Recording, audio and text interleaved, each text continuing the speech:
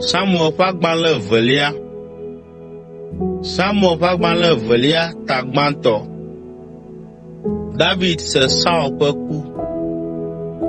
Le Saul pe ku megbe la, David trova Ziklag le esime wòɖu Amalekitɔwo dzi vɔ emegbe, eye wònɔ afi ma ŋkeke eve.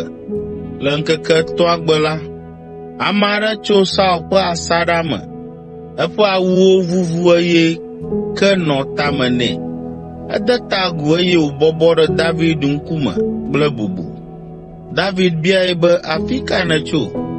Eɖo eŋu be mesi tso Israel ƒe asaɖa me. David yi edzi be nya kae dzɔ? Gblɔe nam. Ŋutsu la ɖo eŋu be aʋasiameawo eye wo dometɔ geɖewo ku.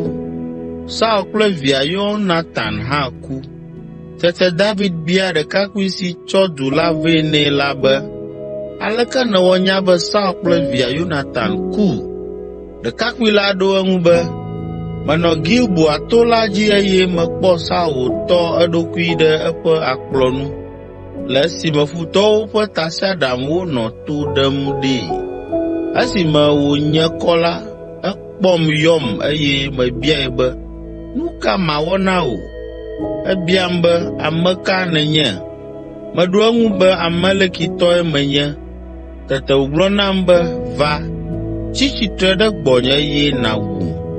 Meɖo kudo nu gake agbe gale menye ko. Ale mete ɖe eŋu hewui elabena menyae be ale si wòdze anyii la, maganɔ agbe o.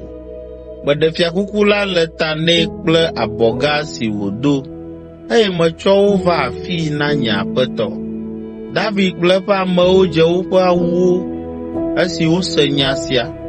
Wofa konyi fa avi, eye wotsi nu dɔ va se ɖe fie ɖe Saul kple via Yonatan kple Yehowa ƒe aʋakɔ kple Israel ƒe aƒe la ta elabena wotsi yi nu. David bia ɖekakpui si gblɔ nya la nɛ be, afi ka nètso? Ɖekakpui la ɖo eŋu be, Amalekitɔ aɖe si nye amedzro la ƒe viŋutsue menye. David biae be, nu ka ŋuti mevɔ̃ o eye nèdo wò asi ɖa wu Yehowa ƒe amesiamina la?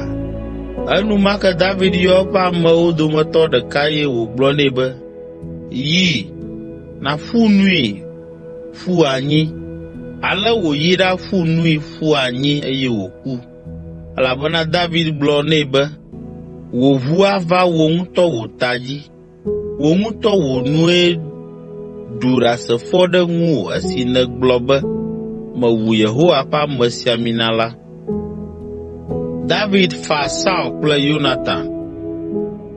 David kpa konyifaha sia tso Saul kple via Yonatan ŋu, eye wòde se na Yuda ŋutsuwo be woafia ŋutrɔ ƒe konyifaha sia abe ale si woŋlɔe ɖe Yaza ƒe agbalẽ me ene.